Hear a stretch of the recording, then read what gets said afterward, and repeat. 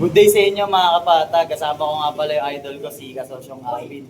At ipapakita ko nga pala yung bagong tapos ko na office. Yan o, so nandito kami ngayon sa bagong office ni Boss Limuel, Kasosyong Limuel. Patag Furniture. O, sige, patingin na ng office mong bago, Kasosyong Limuel. Wow, nung una kong punta dito, wala pa to ha. So ito na yung tanggapan mo. Pag may client, very good. Execute ka agad o. So nandito sa kabila yung mga mga tinda. Tapos pag may client na, syempre, yayamanin ng client mo, no? Kaya dapat may tanggapan. So ano to, aircon? Opo, naka-ready na po sa aircon. Very good. May regalo nga po pala ako sa inyo, Kasosyong Arvin. Uy! You know, kasosyo ako. Tig-isa po tayo dyan. Tayo lang meron niya sa buong mundo. Yung pala eh. Nako mga kapatag. Ito yung logo namin sa grupo ng Kasosyong Malupit Group eh. Gumawa pala si Kasosyong Limuel. Na-surprise naman ako, Kasosyong Limuel. Bakit dalawa? Bali tig-isa po tayo. Okay. Akin yung isa, sa'yo isa. Opo. Wow, thank you po sa effort ha. Kasosyo ako, yung kamay natin. Ibig sabihin dyan, hatakan pataas. May kamay na nangahatak sa baba, may nangahatak naman na kamay pataas. So mamili na lang kayo kung saan kayo doon.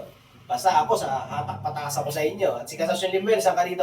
Sa taas po. Hatak pataas ka rin. Opo. Kaya galingan natin sa mga ginagawa natin para hindi tayo nangahatak pababa sa ibang tao. Yeah. Trabaho malupit. Kasosyong Limuel, salamat, Patag Furniture. Ano gagawin natin dito? Papapirmahan ko po yung yung sa akin. Ito po yung sa akin. Yun oh. Yan, kahit pirma. So ito, akin na to. Iuwi ko na to. Opo, yan po. Nice.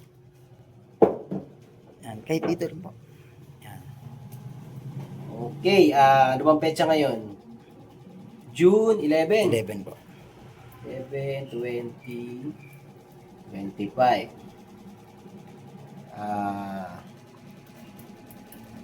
Kita kits sa level 3. Alam mo na yan.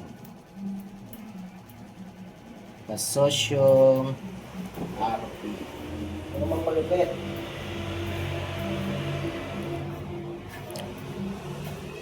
Ayos! Ayos, sasabit ko po yan dito.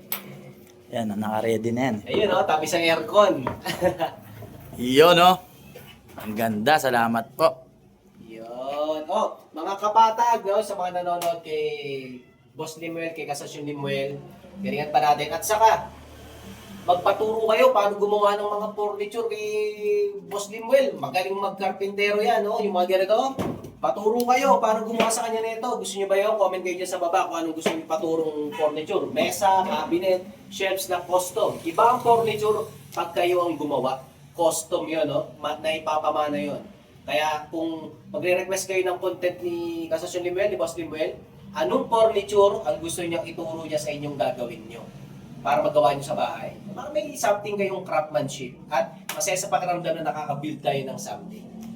Comment na kayo dyan kung gusto niyo ituro ni Kasosyong Limuel. Mga kapatag,